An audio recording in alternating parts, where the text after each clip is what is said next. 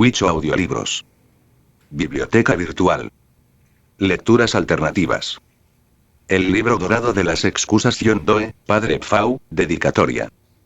Este pequeño libro sobre las excusas, está dedicado humilde y reverentemente, a quien fue su inspiración, sin quien no hubiera sido posible escribirlo, a través de quien cada idea fue otorgada desde el mismo principio. Con cada una de sus páginas va una sincera oración al Todopoderoso, autor de toda la verdad, para que ame y bendiga abundantemente y por toda la eternidad, y que el corazón de todos aquellos que leen, encuentren dentro de su lectura, la fuerza, la gracia y el camino.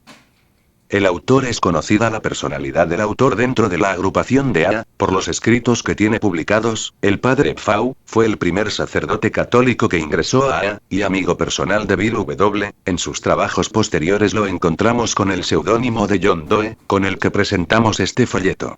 El despertar de la verdad de desolación, está llena la tierra desolada. En alguna parte del sendero de la vida de cada ser humano, llega el terrible momento de conocerse, realmente como se es, sin el disfraz, sin la máscara. De pronto se encuentra con la verdad. Sin la decepción de su propio egoísmo, se delinea en el aura de la gracia de Dios, mientras se va despojando de las cubiertas y muestra al hombre, como es. Egoísta, mentiroso, lleno de excusas, deshonesto y lleno de fallas. Pero en unos, este momento puede llegar en la frescura de la juventud, cuando los fracasos son solamente una tontería y el aplomo se encuentra a la orden del día. Benditos, pueden entonces ver la verdad tal cual es y aferrarse a ella por todos los años de lucha y aún retenerla como un faro de luz, hasta la declinación de sus vidas. Para otros, el momento se retrasa hasta que los años que les quedan son pocos y corren más deprisa. La voluntad está abatida y lastimada por las luchas y los momentos difíciles de la vida. Para ellos la verdad permanece obscura, enredada entre las excusas y las decepciones del mundo, la carne y el mal. Un milagro de la providencia y la gracia de Dios, pueden solamente penetrar la costra endurecida. Para la mayoría de nosotros, este momento llega cuando han pasado muchos años y muchas batallas, pero todavía hay suficiente tiempo, vigor e iniciativa para buscar la verdad y perseguirla, haciendo de ella, el motivo de vivir, el motivo de la lucha y la seguridad de nuestros años restantes de vida. Este momento, aparece muchas veces, cuando sufrimos la muerte de un ser querido, la pérdida de bienes o simplemente porque la gracia de Dios, ha tocado nuestras almas. Para la mayoría de los alcohólicos llega el instante en que se ven obligados a decidir entre la muerte, la pérdida de la razón o la sobriedad absoluta. Llega con un chispazo tal que parece rasgar la vida misma y alcohólico o no, profesional, joven o viejo, hace surgir el llanto que parece venir del más profundo santuario del alma y corazón, exclamando: «Oh Dios, qué enredo he hecho de todo, qué para lo bueno, qué ínfima es mi ayuda a otros, qué innumerables los errores, los daños, qué deshonestos mis motivos, qué remendado y abatido el producto final». El momento puede durar una hora, un día, un mes o un año. Pero cuando llega y la forma en que llega es impaciente, porque al momento y de la decisión tomada en ese momento, depende nuestra vida y nuestra eternidad. Y desde ese momento nada será igual. Pues es entonces cuando se ve lo que hemos hecho. ¿Y cómo lo hemos hecho? Se ven las grandes y pequeñas fallas, los grandes y pequeños éxitos. Por un momento conoce las cosas como son, no como parecen ser. Ve el efecto completo de lo que parecen ser pequeños compromisos, pequeñas traiciones, pequeños engaños, las equivocaciones pequeñas que van en contra del plan divino. Se ve a sí mismo y ve su vida, como es, un intrincado conjunto de elecciones, en el cual la menor elección ha dirigido otras, como los pequeños golpes de brocha del artista, que por sí mismos son insignificantes pero ya en el conjunto forman el cuadro completo. Entonces de repente se da cuenta de que han pasado los años, como el artista que toma la brocha pero no produce la pintura, como el músico que toca las notas pero no emite ninguna armonía, como el escultor que aplica el cincel pero no realiza la obra. Es cuando la decisión más importante de la vida debe hacerse y cuando parece que un ángel le toma de las manos, mientras un demonio le toma de los pies. Y habiendo percibido, tal vez por un instante solamente, una visión de sí mismo bajo la blanca luz de la verdad, habiendo visto el abismo que lo separa de lo que en realidad debería ser, en vez de lo que ha sido, y reconociendo su completa impotencia, puede hacer una de estas tres cosas.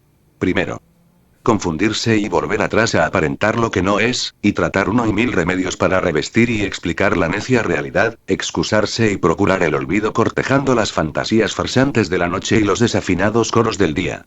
Este es el hombre vano. Segundo. El impacto puede ser tan grande, el fracaso tan real, la desilusión tan notable, que sufra una desesperación y de una o de otra forma, busque la destrucción propia fatalmente o en la botella. Este es el orgulloso. Tercero. Esta es la forma de actuar del hijo pródigo, que cae de rodillas, con dolor y pena exclama: Padre, he pecado, o sueco que implora. Soy impotente, mi vida es incontrolable, y tal vez por primera vez en su vida, el hombre quiera y comience a meditar. Este es el hombre humilde, que día a día reza, medita sobre la verdad por miedo de volver a sus hábitos y excusas, a sus faltas de honestidad. Ya que la vida de todos está llena de excusas, pero la meditación persistente y constante será el remedio para disiparlas. De desolación está llena la tierra porque no hay quienes piensen con el corazón. El hábito de la excusa, te ruego me excuses, el hábito de la excusa es tan antiguo como la raza humana. Tuvo sus principios con el primer hombre y la primera mujer de la historia.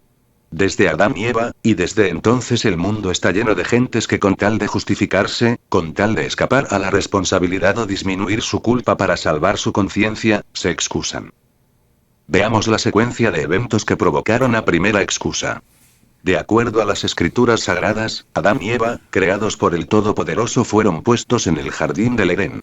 Se les proporcionó todo para su placer y felicidad, con una excepción. No deberían tomar del fruto del árbol prohibido que se encontraba en el centro del paraíso, también se les advirtió que si lo tomaban morirían. Llegó la serpiente y preguntó a Eva: ¿Cómo es que no han probado el fruto prohibido? Eva le relató lo que el Señor les había dicho, pero la maliciosa serpiente le contestó: no morirás, Dios sabe que en momento que pruebes el fruto prohibido, tus ojos se abrirán y serás como las diosas que conocen el bien y el mal. Eva, entonces, dudó de Dios, creyó en la serpiente y comió del fruto. Inmediatamente al darse cuenta del mal que había hecho, ofreció del fruto a Adán y él, como muchos maridos de la historia, por complacer a su mujer, comió también. Eva y Adán comenzaron a temer. Cuando el Creador los interrogó, huyendo de la responsabilidad comenzaron a dar excusas. Adán se excusó y trató de culpar a Eva: la mujer que me has dado como compañera me dio el fruto primero, pero Eva también trató de escaparse de la responsabilidad y culpó a la serpiente me traicionó y comí. Así comenzaron las excusas, para justificarse, para desobligarse, disminuir nuestras culpas y salvar nuestras conciencias. Un poco más tarde en la historia, encontramos otro ejemplo excelente. Sucedió dentro de la familia de Adán. Caín y Abel eran los hijos de Adán, los dos ofrecían sacrificios a Dios y se ha dicho que Dios veía con gusto los de Abel, mas no los de Caín, por lo cual este último, en su resentimiento, mató a su hermano Abel. Dios llamó a Caín y le preguntó por su hermano y Caín le contestó intentando excusarse: ¿soy acaso el guardián de mi hermano? Algunos siglos después, Dios nuestro Señor nuevamente nos da ejemplos de excusas en una de sus parábolas. He aquí la historia. Cierto personaje hizo una gran cena e invitó a muchos. Cuando mandó a su sirviente a llamar a los invitados ya que todo estaba listo, estos comenzaron a dar excusas. El primero dijo: he comprado una granja y debo ir a verla, te ruego me excuses. El segundo dijo: tengo 5 bueyes que he comprado y quiero verlos, por favor discúlpame, y el tercero: he tomado mujer y por lo tanto no puedo asistir a tu cena. En todos estos casos, se excusaban tratando de justificarse, de escapar a la responsabilidad, de disminuir su culpa y no tener remordimiento. ¿Cuál es la alternativa posible en los ejemplos anteriores? La única, la verdad, o como se dice tan frecuentemente: confrontamos la verdad. ¿Qué pudieron haber dicho Adán y Eva en lugar de excusarse? La simple verdad: he hecho mal, Señor, he desobedecido tu mandato, estoy arrepentido. Creo que Dios no hubiera castigado a nuestros primeros padres tan severamente, si hubieran sido honestos en lugar de haber tratado de excusarse. ¿Y Caín? Igual de simple. En un arranque de furia lo maté, perdón, Señor. También los invitados a la cena hubieran podido decir la verdad: no queremos ir a tu casa. Si se hubiera hecho esto desde Adán, la verdad hubiera merecido la justificación a Dios, que es misericordia. Mientras que una excusa es una mentira inventada con miras de parecer verdad que siempre acarrea la autodecepción. La raíz está en el miedo a ser reprendido, al castigo. Un ejemplo es el llanto del niño que para defenderse dice: lo siento, la próxima vez seré más cuidadoso. Así en el alcohólico encontramos este hábito tan antiguo de excusarse, pero más acentuado todavía, pues cada alcohólico es un maestro de las excusas: me quedé dormido, etc.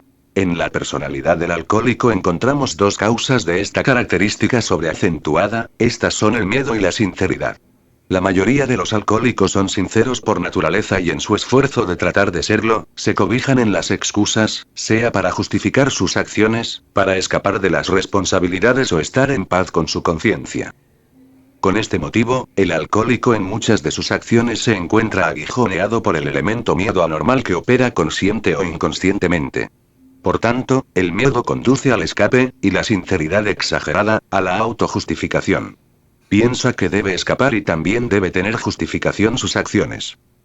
Así conserva su carácter y su seguridad, pero en realidad lo que tiene es solamente la certeza de estos, que al final de cuentas terminan por deteriorarse a consecuencia de sus excesos en el alcohol. Entre más mentiras, más tendrá que seguir mintiendo para justificar estas mentiras, formándose un círculo interminable, hasta que tenga que enfrentarse con la verdad, en el último dilema del alcohólico: la muerte, la pérdida de la razón o la sobriedad total. El tener excusas viene de un hábito de racionalizar, y una excusa para ser definida como un intento de buscar la razón, donde no existe, con el objeto de evitar enfrentarse a la verdad total. Este hecho se muestra muy claramente en la historia del fariseo que pregunta a Cristo: ¿quién es mi semejante? En realidad no buscaba una definición verdadera de sus semejantes, sino que intentaba lograr la definición que la permitiera, con una conciencia afectada, omitir alguna de sus obligaciones hacia su prójimo. Por esta razón, las escrituras describen esta cuestión como buscando justificarse. La misma forma de razonar sucede cuando un grupo en Alcohólicos Anónimos discuten lo que es un alcohólico. En estas reuniones se puede estar seguro de que alguno está buscando en la respuesta alguna forma de justificación, o de justificar el beber otra copa. Busca una razón que le permita desasociarse de A y poder beber otra vez. Como no existe esa razón, seguirá pregunte y pregunte ¿qué cosa es un alcohólico?, esperando la respuesta que pueda justificar. Como el niño cuando dice: no pude evitarlo. Ya que el hábito de la excusa es una falta humana, analicemos algunas de las más comunes y tratemos de encontrar su falacia. 1. Todo el mundo lo hace. Es una de las excusas más frecuentes para justificar cualquier comportamiento, no importa qué tan erróneo sea. Entre más personas encontramos que hacen lo mismo que estamos tratando de justificarnos, creemos que está menos mal hecho. Así salvamos nuestra conciencia. Más bien, la ley permanece tal cual es, a pesar de que todos actúen contrariamente. 2. Todos dicen, ellos dicen y, ¿han conocido ustedes alguna vez a ellos? Una fricción, ¿no? Pero cuando hace falta una excusa, ellos siempre salen a relucir, y tal como nosotros queremos, para justificarnos y evitar el remordimiento de conciencia. 3. Las personas importantes, con posición, distinción, lo hacen de esta manera. Excusa apropiada para la época actual: si los hombres distinguidos lo hacen, nosotros debemos, sencillamente, hacerlo así. Para comercializar con esta excusa, una firma muy conocida en su propaganda, proyecta la imagen de un hombre distinguido que consume su producto. A este modelo se le explotó por mucho tiempo, durante el cual consumía el producto, que era una marca de licor. Hasta que dejó de aparecer y un poco de tiempo después, el autor se lo encontró en un sanatorio para alcohólicos, donde no parecía tan distinguido. Lo que el hombre distinguido dice o hace, no es lo correcto, lo bueno o lo mejor, pero claro, acalla nuestra conciencia, no. 4. Mi madre lo dice, pobre madre. Se ha ido, y qué forma tan adecuada para culparla de nuestros errores. Ella no puede debatir el punto, pero es una excelente excusa para el momento si no hay otra. Nuestra madre barrerá la culpa, nos permitirá, al menos así lo creemos, escapar de la responsabilidad y por supuesto nuestra conciencia quedará libre de culpa. 5. Que cada quien se rasque con sus propias uñas, una frasecita muy simpática, y muy usada para excusarnos de innumerables obligaciones de caridad. Sí, somos muy codos, egoístas o flojos para extender una mano para ayudar al prójimo. Esta es una buena excusa. O bien cuando una llamada de los 12 pasos quiere ser evadida, por las mismas razones antes expuestas, la frase bien, muy bien, que se rasque con sus propias uñas y que la persona que está en apuros reciba un poco de tratamiento de hielo, y lo que es más, uno no quiere consentir. En esta forma, acallamos la conciencia sombras de Caín. ¿Acaso soy yo el guardián? Pero sabes, hay una cosa curiosa en esta ley de la caridad, y el amor al prójimo. Si lo eres, eres su guardián.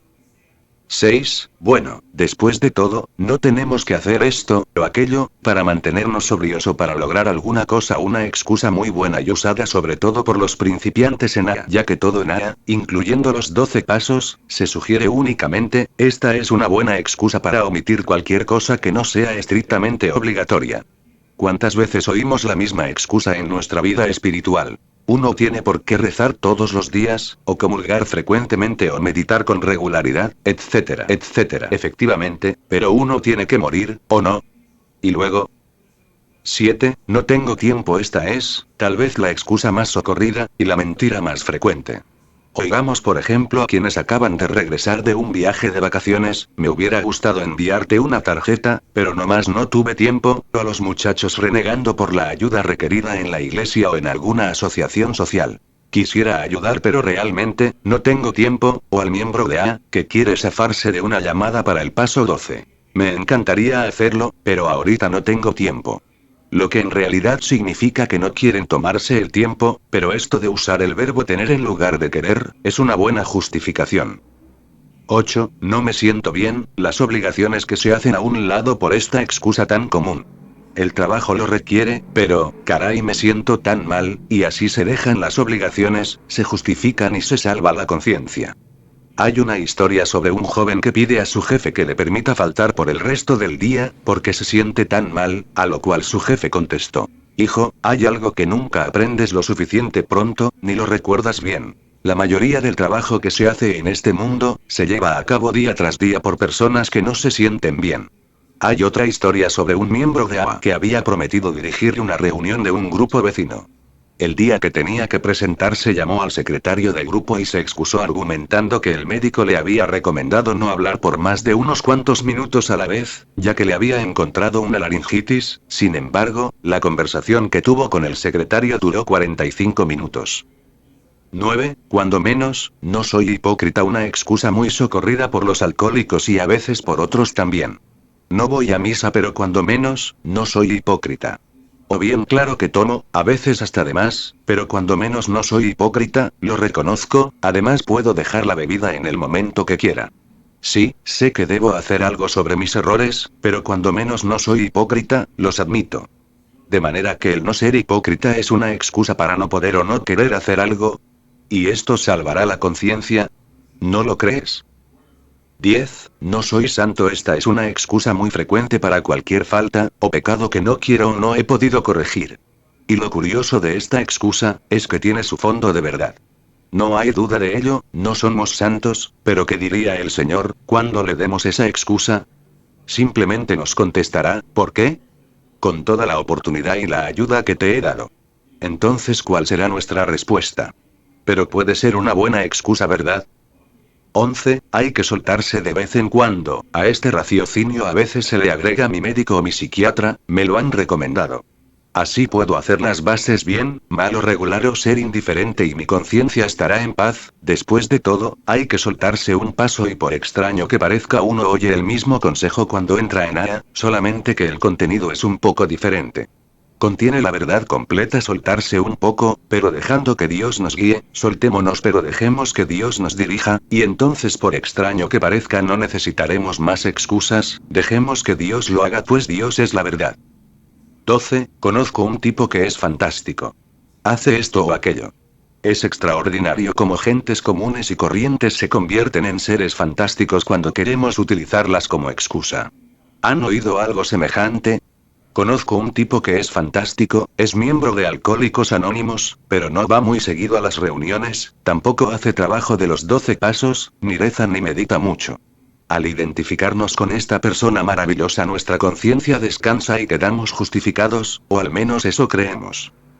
13. Si no soy yo, será otro la excusa favorita para el que anda en los negocios. El hecho de que un competidor haga esto o lo otro que no es muy limpio que digamos, no va a cambiar la ley básica moral nuestra, pero ciertamente que es una buena excusa para faltar a la ley. Y después de todo, si yo no soy, será otro el que lo haga, así que estamos disculpados. 14. Es privilegio femenino. Las mujeres no quisieran que tocáramos este punto, pero entonces no estaríamos tratando excusas, ¿verdad? Pero lo que verdaderamente quisiéramos saber sobre esta excusa universal, es quién les ha dado a las mujeres ese privilegio. Pues, realmente excusa casi todas las excentricidades de la mujer, justifica todas sus aberraciones y les da una conciencia limpia. ¿O es que estoy equivocado? 15. Soy un poco raro porque será que algunas personas prefieren ser consideradas un poco raras que pecadoras, es incomprensible, pero así es. ¿Saben ustedes la verdad? El ser un poco raro es una buena excusa para hacer algo verdaderamente en serio sobre todas las faltas caídas, y pecados. Y tranquiliza la conciencia ciega a la verdad. La realidad es que si uno es un pecador, tiene la obligación de cambiar. 16, pero sabes, es que soy diferente. ¿Es diferente de qué? ¿De quién? Eso es lo de menos, el caso es ser un poco diferente, porque así tengo diferentes obligaciones, y puesto que todos aceptan las obligaciones humanas básicas, yo debo, puesto que soy diferente, liberarme a esas obligaciones, sobre todo de las que no me gustan. Y así nos sentimos justificados de nuestros errores y encontramos paz en nuestras conciencias. 17. He cambiado desde luego, puesto que he cambiado nadie puede tomar en serio lo que he prometido, o los compromisos que he adquirido antes de haber cambiado. Por lo tanto puedo ir muy feliz por la vida sin remordimientos de conciencia.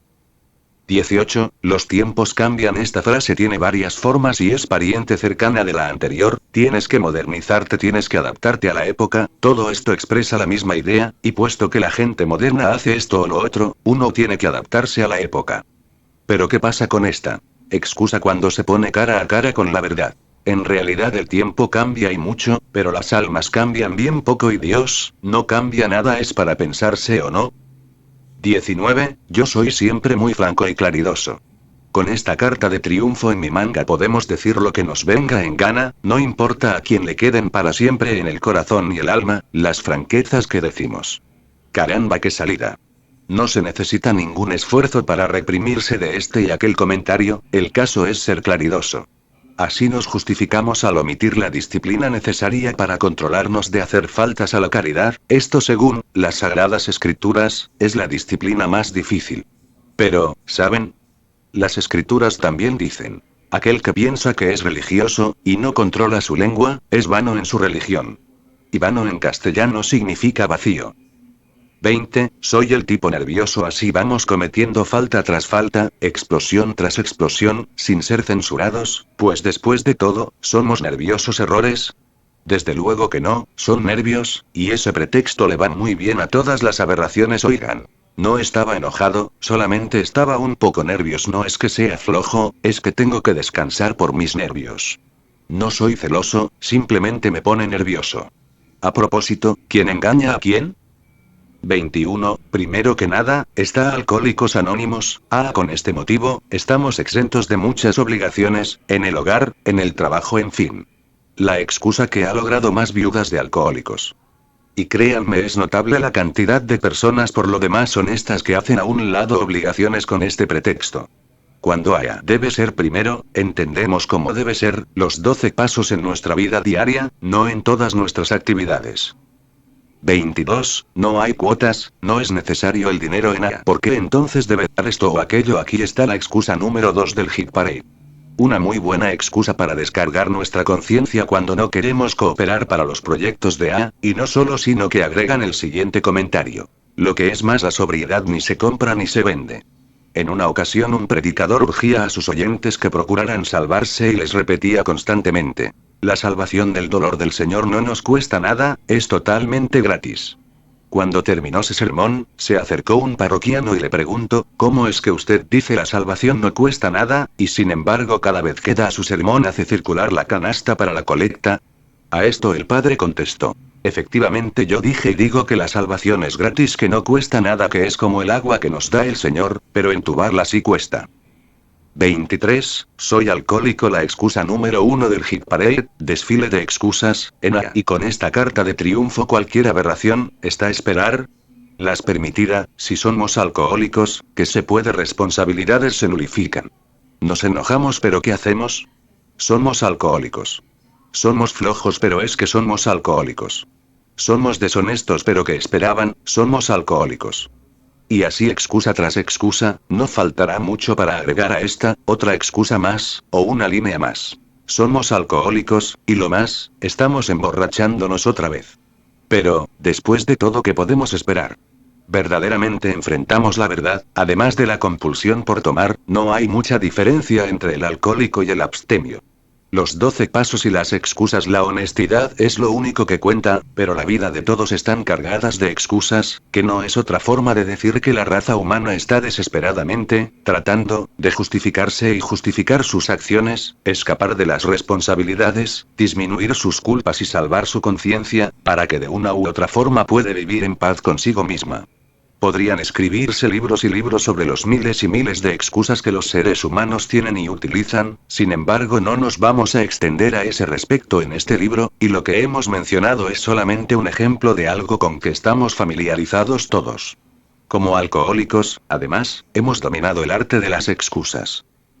Cuando llegamos a fuimos confrontados con los 12 pasos y otra vez nos encontramos con un pedido muy grande que surtir y otra vez comenzamos con nuestras excusas al tratarse de los 12 pasos, de tal forma que los miembros encaminados en los pasos han racionalizado y se han excusado tanto que no los han seguido literalmente con toda honestidad. ¿Por qué? Es la vieja historia, queremos escapar de la responsabilidad, queremos disminuir la culpa, queremos justificarnos por nuestras omisiones y salvar nuestras conciencias. Porque como alcohólicos, debemos tener serenidad. Ahora repasamos los 12 pasos, mencionando solamente una excusa como ejemplo de las muchas que se hacen en cada paso. 1. Admitimos que éramos impotentes ante el alcohol, que nuestras vidas se habían vuelto ingobernables.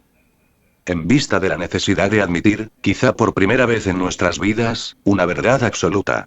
Que éramos impotentes y por la humildad necesaria para hacer tal admisión, el alcohólico es muy afecto a encontrar miles de excusas que le permitan rehuir este paso cuando menos en la forma literaria en que debe tomarse.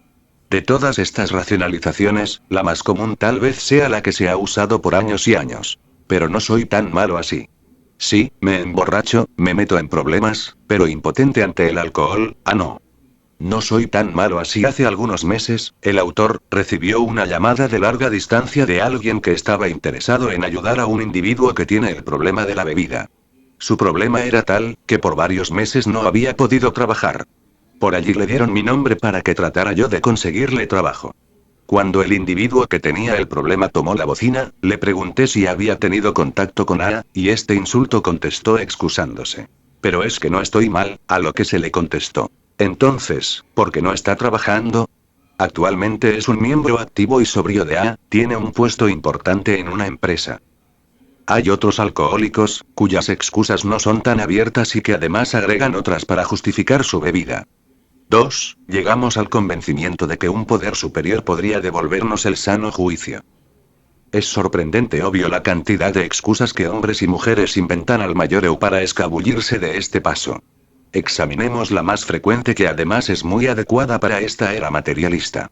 Claro, yo podría acudir a este asunto de Dios, pero hay que ser práctico. En caso de que ustedes no lo hayan entendido, esta excusa nos libera de toda obligación espiritual y al justificarnos, escapamos de toda responsabilidad, adormeciendo esa vocecita que llamamos conciencia. Creo que es oportuno en este momento hacer una observación relacionada con este segundo paso, porque da lugar a ciertas excusas a veces hasta divertidas. En la segunda parte del paso número 2, decimos: devolvernos el sano juicio. Es la opinión del autor, que no es posible volvernos o devolvernos algo a menos que nos hayamos alejado de ese algo, por lo tanto de acuerdo con este paso, admitimos que hemos perdido la razón, si no fuera así ¿cómo podríamos pedir que se nos devolviera o que permita que volvamos a la razón? Y desde luego si hemos estado desquiciados o neuróticos, hay otras obligaciones que van conjuntas y que necesitarán que la persona que está tratando cambie. Estos patrones de personalidad que frecuentemente, lo admitamos o no, nos producen problemas. Aquí también, para justificar nuestras excentricidades, y nuestras neurastenías como expertos en inventar excusas, a continuación relato una que he oído en hace algunos años. La discusión estaba llevándose a cabo sobre un punto que frecuentemente se toca en A, y que es la pregunta de que si los alcohólicos son neuróticos.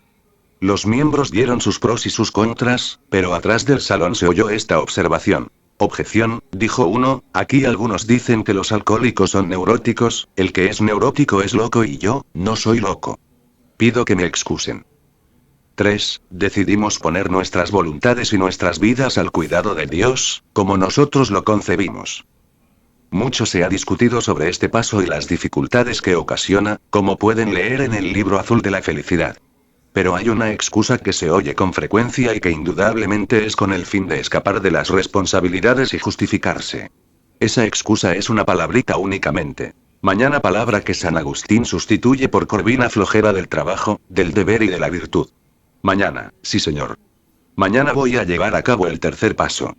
Pero, como ustedes saben, esto es ahora, pues nada podemos hacer mañana mientras no se convierta en ahora, o lo que es lo mismo, nunca. Pero eso sí, nos da la impresión de que hay buena voluntad y buenas intenciones, aunque no buenas acciones, y eso como quiera es una justificación que salva nuestra conciencia y nos permite escapar de muchas, pero muchas responsabilidades.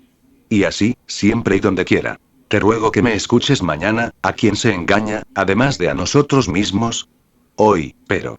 4. Sin miedo hicimos un minucioso inventario moral de nosotros mismos. Buen trabajo y algo desagradable también, de manera que aquí necesitamos una excusa, una buena excusa, y que mejor que una muy común y que ha sido tomada de las Sagradas Escrituras, lo cual le da más autoridad. Un inventario moral muy cuidadoso y sin temor, pero no creemos que deba ser así, pues las Escrituras dicen: dejemos a los muertos con sus muertos, y también, dejemos a los perros dormidos, echados. También se dice: distrae la paz de mi alma.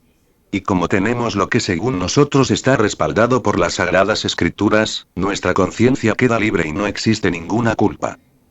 Pero, a propósito, ¿en qué parte está aquello que dice: pobres de aquellos que gimen, paz, paz? ¿Dónde no existe la paz? 5. Admitimos ante Dios, ante nosotros mismos y ante otro ser humano, la naturaleza exacta de nuestros defectos. En este paso frecuentemente encontramos otra excusa que justifica la morosidad para omitir parte o toda la humildad intencionada en el paso número 5. Así, bajo el disfraz de la verdad, un axioma de A encubre la excusa. Poco a poco, con esta excusa, ¿para qué ir donde nos necesitan? Poco a poco, hay mucho tiempo para este paso, lo que en palabras llanas significa: continúa dejando las cosas pendientes, amigo, esa es la forma fácil de salir del paso. 6. Estuvimos enteramente dispuestos a dejar que Dios nos liberase de todos estos defectos de carácter. ¿Quién, yo? No, si yo no sirvo para eso. No sabes todo lo que he hecho. He cometido demasiados errores para que Dios me perdone y me cambie. Buena excusa, si es cierto que no somos los mejores individuos, ¿por qué no aceptar que somos los peores? Así nos justificaremos por no hacer nada para remediar nuestro pasado, y es un buen pretexto para retener todos esos defectos de carácter y con esto huir de las responsabilidades. Tal parece que uno de los grandes atributos de Dios ha desaparecido. Su misericordia, que es lo que Él nos dice: cuanto mayor sea el pecado, mayor será la misericordia. 7. Humildemente le pedimos que nos liberase de nuestros defectos. Humilde significa que se hace con humildad. Y donde quiera que se requiera la humildad, el orgulloso alcohólico inmediatamente busca la salida y demuestra su ingenio para las excusas. En el paso número 7, la más común es esta: Dios me conoce, ¿para qué me molesto en pedirle que borre mis fallas? O bien, ¿quién soy yo para pedir a Dios que haga lo que yo quiero? Muy sutilmente pero muy efectivamente, justificamos así nuestro comportamiento y nos libramos de toda culpa. Es como aquel a quien el ministro le preguntó por qué no decía sus oraciones, y él le contestó: ¿por qué he de hacerlo? ¿Acaso Dios necesita que le diga cómo manejar su negocio? 8. Hicimos una lista de todas aquellas personas a quienes habíamos ofendido y estuvimos dispuestos a reparar el daño que les causamos. En este paso la excusa más común es también una palabrita: pero. Sí, tuve la culpa, pero, y así continúa la lista de peros. De tal forma que echándoles la culpa a los demás estamos salvados y omitimos muchos daños hechos a los demás y que deberían estar en nuestras listas. Y a propósito, ¿quién va a justificarse con ellos? 9. Reparamos directamente a cuantos nos fue posible el daño causado, excepto cuando el hacerlo implicaba perjuicio para ellos o para otros. En este paso, muchos dejan de recibir los beneficios y se excusan de los muchos actos de humildad que intentaron, dando como motivo que su confesor les dijo que no era necesario. Lo que tal vez no sabe el confesor es que se trata de alcohólicos y que a lo mejor era suficiente con hacer enmiendas indirectas. Pero cualquiera sabe muy bien de qué se trata, y sabe que el alcohólico quizá sea quien más necesita de la humildad. Pero por medio de las enmiendas indirectas guardamos el anonimato, ¿no es así? Sí, mi amigo, también nuestro orgullo. E incidentalmente, ¿estamos dejando un traguito para un día lluvioso? Indirectamente. 10. Continuamos haciendo nuestro inventario personal. Cuando nos equivocábamos lo admitíamos inmediatamente. Todos los extrovertidos, en A, andan dando vueltas alrededor de este paso pero nunca lo llevan a cabo, y como excusa dan: me quita la tranquilidad mental. Desde luego, no oyen el eco que acompaña a esta excusa y que se ha oído a través de los tiempos. Paz, paz, y no se encuentra la paz. Estas almas van con sus actividades y su frenética serenidad, piensan que sus conciencias están salvadas, hasta que aparezca el día en que sus problemas lleguen armándola en grande y con la ayuda de la botella. Es mejor seguir con el paso número 4, no tener que dinamitar el fin.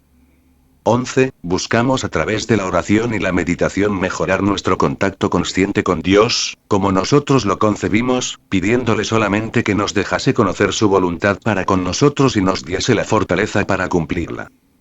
Al enfocar este paso, que incidentalmente puede contribuir bastante para la tranquilidad de la mente, la sobriedad y la serenidad, uno se da cuenta de que muchos lo hacen a un lado y dan como excusa la siguiente: no soy un lector constante de la Biblia, ni un hombre piadoso, no creo en orar constantemente. A esta excusa siempre va acompañada la excusa que se aplica en el paso 7, pero Dios sabe lo que necesito, Él sabrá qué hacer. Ciertamente, amigo, Él sabe, ¿y tú? 12. Habiendo obtenido un despertar espiritual como resultado de estos pasos, tratamos de llevar este mensaje a los alcohólicos y de practicar estos principios en todos nuestros asuntos. Ya que este paso incluye mucha actividad aparte del programa, con sus pláticas, llamadas para los 12 pasos, reuniones, etc., encontramos que hay muchas excusas dadas. Pero veamos solamente una. No importaría hacerlo, pero tengo tantas cosas que hacer, y así con esta conciencia, disfrutamos las bendiciones de la sobriedad sin tener que hacer ningún esfuerzo.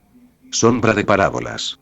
Compré un rancho y tengo que ir a vigilarlo, por favor discúlpame. Lo que no saben es que antes de que se lo imaginen, esas viejas excusas serán reemplazadas por otras. Compré un cuarto de whisky y quiero ir a probarlo. Enfrentemos la verdad y la verdad te hará feliz, tal como lo hemos venido diciendo una y otra vez en los volúmenes anteriores. Los pasos 10, 11 y 12 son la vida diaria del programa de Alcohólicos Anónimos. Si los examinamos más a fondo, encontraremos que los tres tienen un mismo objetivo: aprender la verdad para eliminar el hábito de la excusa, de tal forma que poco a poco podemos motivar nuestra vida diaria con la verdad en lugar de excusas. En el paso 10, hacemos nuestro inventario regular para que seamos capaces de vernos como somos, con faltas, talentos, todo, para aprender la verdad sobre nosotros mismos y por tanto eliminar las excusas. En el paso 11, buscamos a través de la oración y la meditación, aprender la verdad sobre Dios y nosotros. Al conocerla y conocer nuestra relación con Dios, seremos capaces de eliminar el hábito de excusarnos por nuestras obligaciones con Él. En el paso 12, trabajamos con otros, con nuestro prójimo, para aprender la verdad sobre nuestros semejantes y nosotros mismos, y así al conocer nuestra relación con estos, no tendremos que dar más excusas que tan frecuentemente nos hacen desatender las obligaciones que tenemos con el prójimo. En estos tres pasos, encontramos también que en el fondo de todos llevan la meditación, que no es más que una búsqueda con Dios, de la verdad para motivar nuestra vida con ella en vez de excusarnos. Y por esto no vacilamos al dar nuestra opinión, en el sentido de que sin meditación la sobriedad es imposible, y sin sentir el gusto por la sobriedad, esta no puede ser duradera. Buscamos a través de la meditación. Esta es la época de más comunicación, probablemente, en la historia, no solamente por la abundancia de medios para difundir nuestra palabra, sino porque también tenemos muy poco en la mente que no haya venido del mundo exterior, y por tanto comunicarnos es necesidad básica. Pero hay muy pocos que saben escuchar. Si nuestros cuerpos se alimentaran tan poco como nuestras mentes, pronto morirían. Muchos individuos, por lo demás, buenos y piadosos, se preguntan por qué no hacen progresos en su vida espiritual a pesar de sus frecuentes oraciones. La razón es que están hambrientos mental y espiritualmente. Dicen miles de oraciones, pero no meditan con regularidad, por lo tanto está viviendo un vacío espiritual. Esto es metafísicamente imposible. Por eso es necesaria una hiperactividad, una inquietud, una comunicación y movimiento. El cuerpo y el alma en este estado contradictorio, está constantemente tratando de permanecer en movimiento. De allí las expresiones como fui a una fiesta para descansar o a manejar, o a un viaje, etc. Alguien dijo que la mecedora es simbólica de esta mentalidad de la era, pues permite estar quieto y en movimiento. Aquel que se siente incómodo o inquieto cuando terminan las actividades del día y se queda solo, está viviendo fuera de su propio yo. Gregarismo, la necesidad pasional de las multitudes, o de los grupos o la incesante necesidad de identificarse con la moda o el continuo empujar el día hasta la noche, es una prueba positiva de que se busca la distracción fuera del yo interno, porque el interior está vacío, está hueco, está hambriento espiritual y mentalmente. Como mencionamos ya, es el intento del olvido con las máscaras de la noche y el perseguirla hasta el amanecer. En su vida espiritual, sin detenerse lo suficiente para conocer a Dios en la meditación, se apoyan en una constante actividad, oraciones, novenas, etc. Por lo tanto cubren su verdadero estatus espiritual que está construido en la actividad y no en la voluntad de Dios. Trabajan para Dios, no lo aman. No quieren quedar mal con él y así con tan poco amor real en su vida espiritual tan árida, las leyes divinas y la oración, son consideradas como correctivos, como algo obligatorio, desagradable en sus vidas. Piden en la oración liberarse de grandes pecados, que puedan controlar su avaricia, su egoísmo, sus intemperancias y sus pecados carnales. Sus excusas en la búsqueda a medias de Dios, son ridículas. Oigamos unas cuantas. Solo una mentirita blanca, solamente un traguito, solamente un cariñito, etc. Dios puede tener esto o aquello, pero lo demás lo guardo para mí, después de todo hago bastantes oraciones. Estas almas no tienen un deseo verdadero de saber lo que Dios quiere, solo quieren pedirle lo que esperan de él y uno descubre lo que Dios realmente desea, a través de la meditación. La meditación alimenta a la mente con la verdad de Dios, la de uno mismo y la de los demás. Rompe y desbarata los artificios y las excusas que tanto dan lugar a las actividades sin ningún objetivo, que antes he mencionado. Hace volver a nuestras vidas el único salvoconducto. Sus leyes, tal como las estableció y dejar las excusas tan apropiadas para quebrantar sus leyes. Pero aquí también otra vez la ingenuidad humana y la racionalización diabólica, hace a un lado lo que parece ser una verdad tan evidente y una necesidad para la paz del alma y la salvación eterna, con una excusa. Cualquier excusa, lo que sea para justificar más actividad, nada más para excusarse de enfrentar la verdad con la meditación. Una muy común. Estoy muy ocupado, desde luego con la mente sobreactivada y ávida de formar parte de la congregación, no cabe la menor duda de que esté realmente ocupado. De hecho, muy ocupado. Pues si está tan ocupado como para meditar regularmente, ese individuo está realmente ocupado.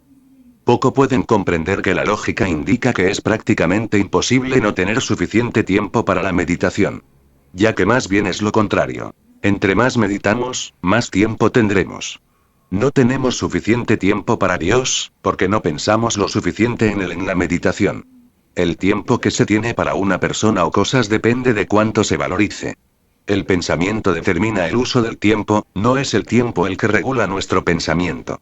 Así es que los problemas de la espiritualidad, de la lectura espiritual, de la oración y la meditación, no son nunca asunto de tiempo, son un asunto del pensamiento.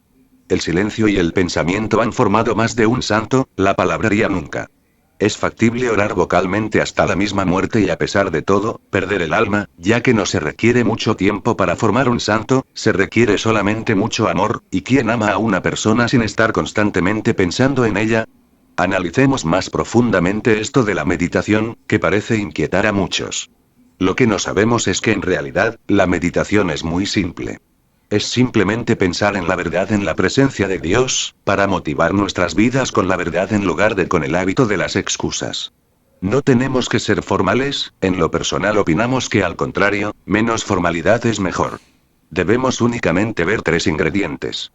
1. La presencia de Dios. 2. Pensar. 3. La decisión de aplicar la verdad en nuestras vidas. No importa dónde meditemos, cuándo o en qué posición lo hagamos. Podemos meditar en cualquier lugar, porque Dios está en todo, y especialmente dentro de nosotros, donde quiera que estemos está Él. Podemos tomar la posición que deseemos cuando meditemos. Sentados, parados, recostados, caminando de un lado para otro, o si algunos alcohólicos se sienten más a gusto de cabeza, hasta así. Pueden hacerlo, tal vez generen en el proceso paz espiritual.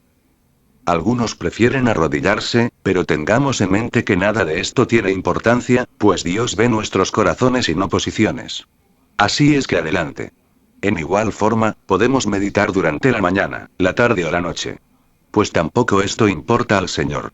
Lo que sí puede facilitar el hábito de la meditación es separar un tiempo determinado cada día. Esto proporciona a nuestras voluntades algo de que sostenerse y es una buena psicología. ¿Sobre qué debemos meditar? Sobre la verdad.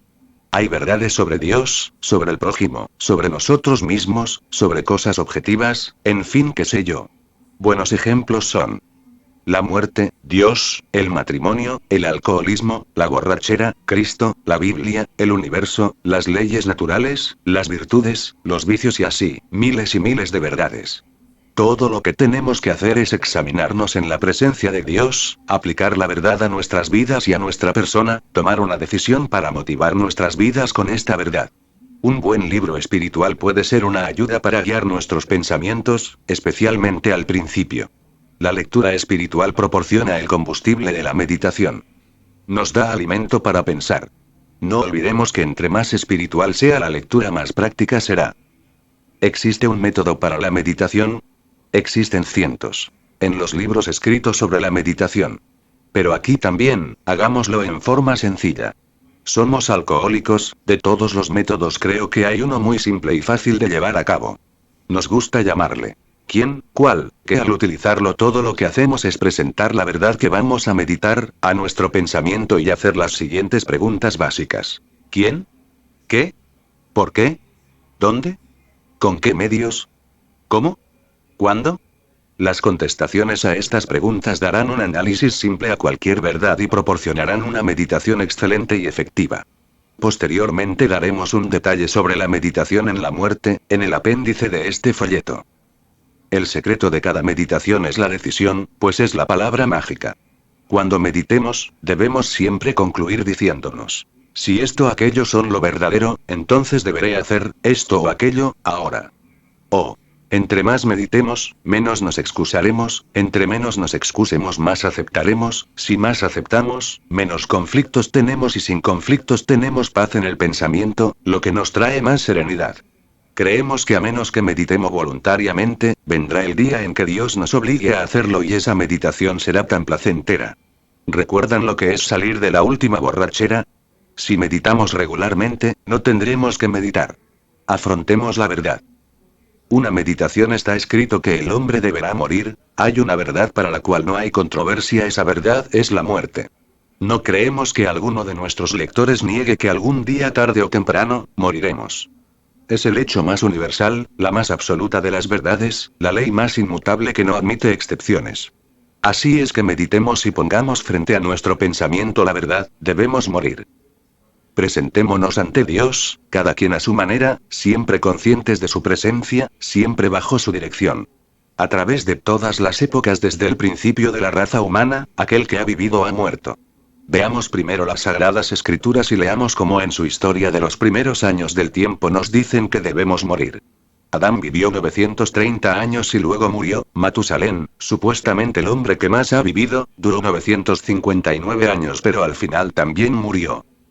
Y a través de todas las páginas, una y otra vez después de cada vida, viene la muerte, expresada en esas dos palabritas: él murió, David, Salomón, Abraham, Isaac, Jacob, Daniel, Josué, los apóstoles, San Pablo, María y el mismo Cristo en el Calvario. Cada uno repitiendo la misma frase: el hombre deberá morir, y así al preguntar a las Sagradas Escrituras, encontraremos la misma respuesta: morirás.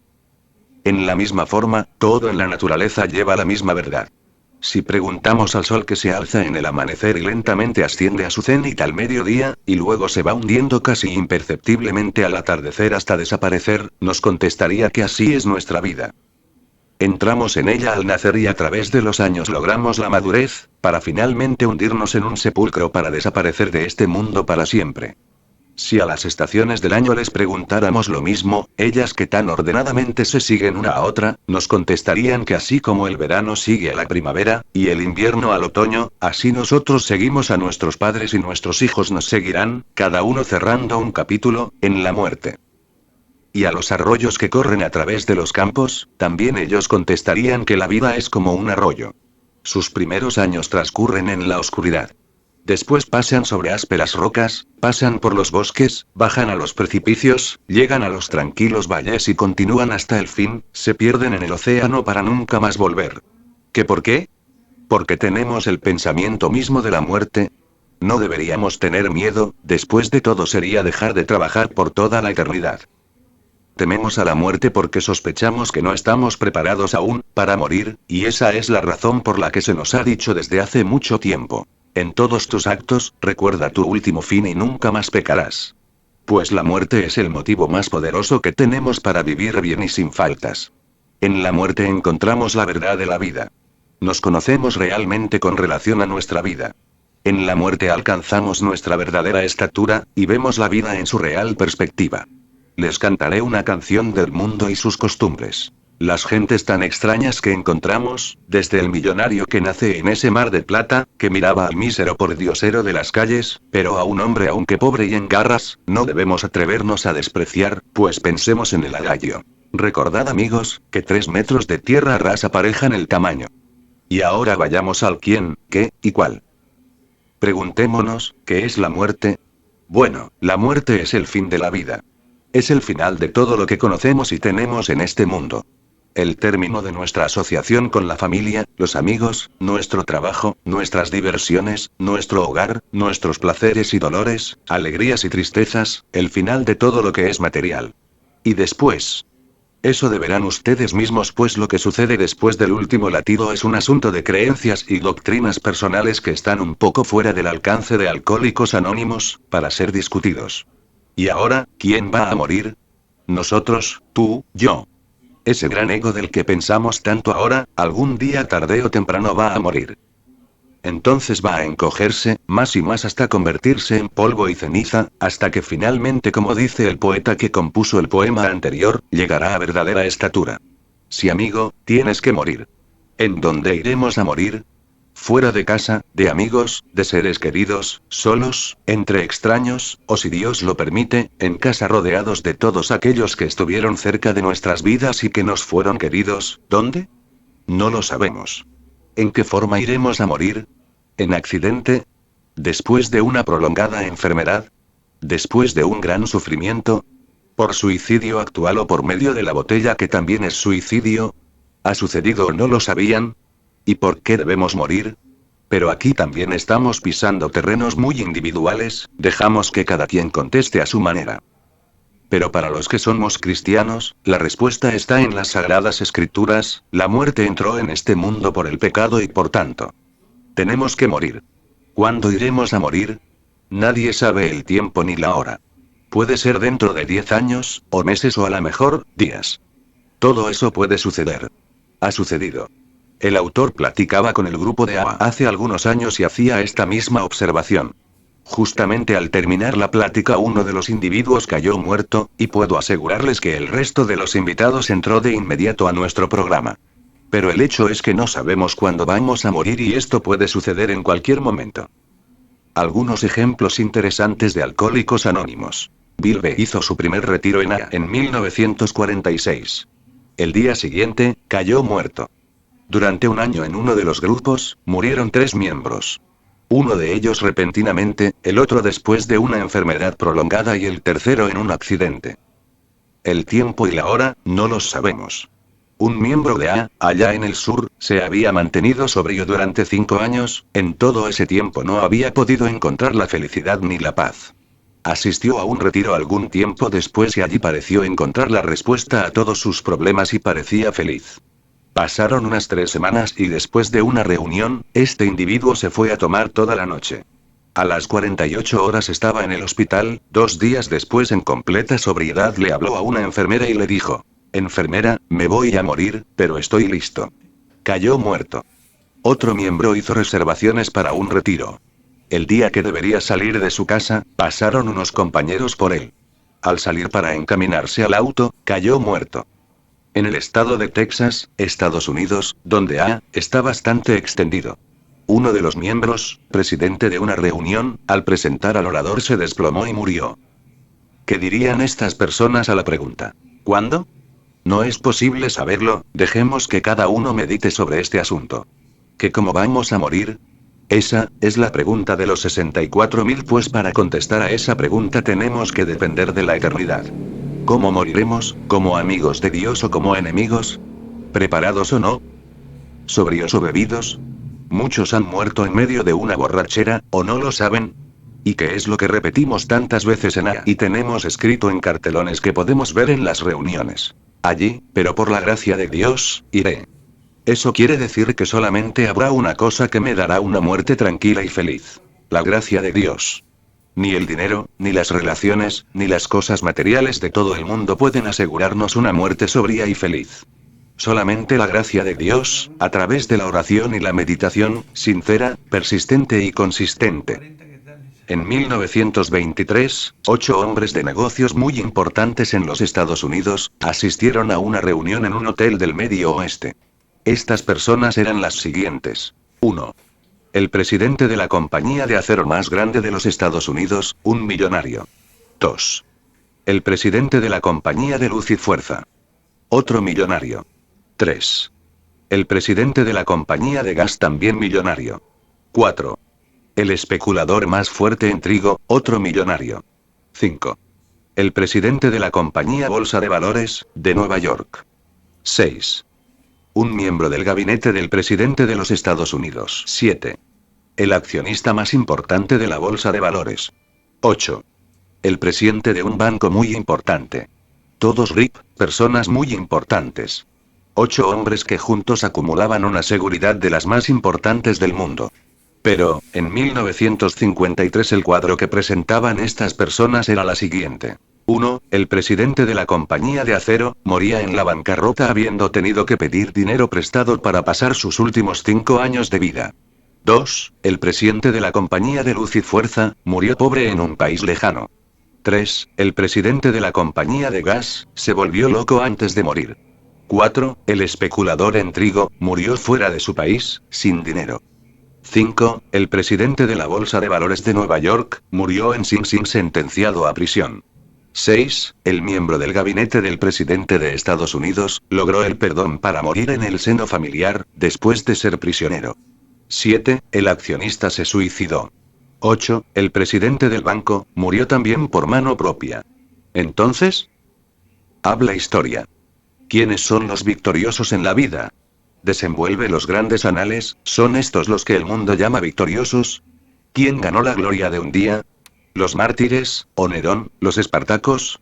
¿Quién cayó en las Termófilas o los persas o Xerxes, sus jueces o Sócrates? ¿Fue Pilatos? ¿O Cristo acaso? Yo los invito a visitar un lecho de muerte para conocer un poco más sobre el tema de la muerte. Veamos a un moribundo, a una persona muy querida y muy cercana a nosotros, veamos a nosotros mismos. Primeramente observemos la escena de nuestro lecho de muerte. Podría ser un desastre, pues tal vez estemos borrachos y a punto de morir. Quizá no es una cama normal en la que nos encontramos, tal vez solamente un catre. La habitación pequeña, oscura, húmeda y desarreglada. Puede ser un cuarto en un arrabal en donde estamos solos y terriblemente tomados. Las gotas de sudor son gruesas y pesadas en nuestro rostro. La mirada es vidriosa y vacía, solos, embrutecidos por el alcohol a punto de morir. ¿Y nuestros amigos? Los hemos abandonado hace tiempo. Pero con el orgullo en el corazón y la botella en los labios hemos caído abajo, abajo. Cada episodio ha sido peor que el anterior. Cada borrachera nos ha llevado más y más lejos de los amigos, la familia y seres queridos. ¿Alcohólicos Anónimos? No, eso no era para nosotros. No éramos tan malos así. Sí, solo un puñado de hipócritas. Hipócritas contentos, sobre todo hipócritas sobrios, ¿no? Qué malo que no nos unimos a ellos, hubiera lugar para un hipócrita más. Después una visión, o tal vez la llamemos una pesadilla, la policía, visitándonos después de haberlo hecho ya varias veces, ahora en el momento de morir, qué oportuno. Volvamos la cara a todo ese horror, volteamos nuestros cuerpos empapados en alcohol y nuestras mentes al horror de esas paredes, luego la cortina de la vida lentamente cae, encontramos a nuestro Dios, en la eternidad, pues estamos muriendo. ¿Que esto es posible? Claro que podría ser, y si persistimos en nuestra indiferencia, puede suceder. Si descuidamos este tema y este asunto de Dios, si no recurrimos a la gracia de Dios, también sucederá. Ahora visitemos otra escena de muerte. Veamos nuestra propia muerte como quisiéramos que fuera. Finalmente, el día ha llegado, la hora está lista. Pero no sentimos ningún temor. ¿Por qué no sentimos temor?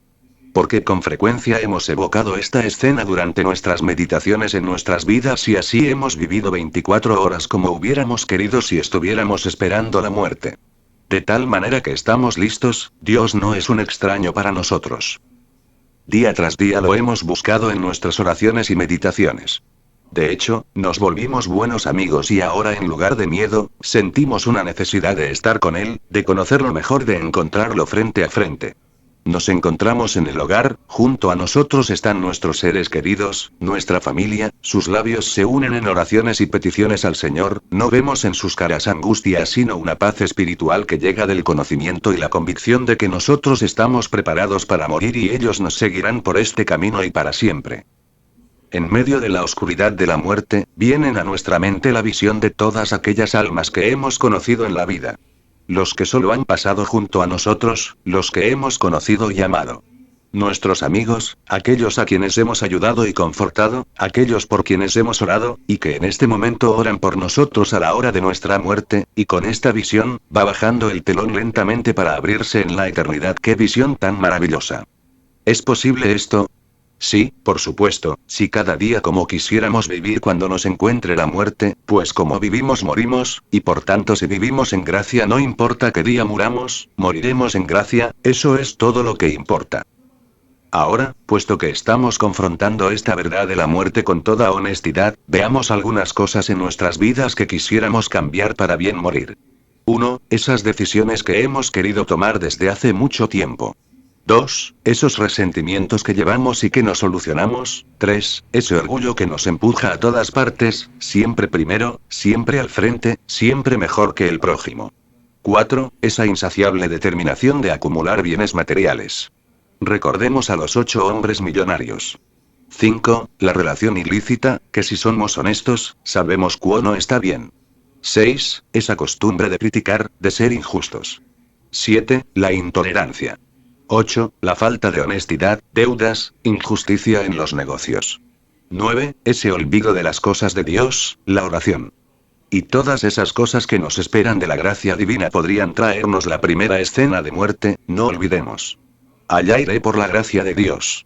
¿Y qué haremos al respecto, ahora? Eso es cuestión nuestra.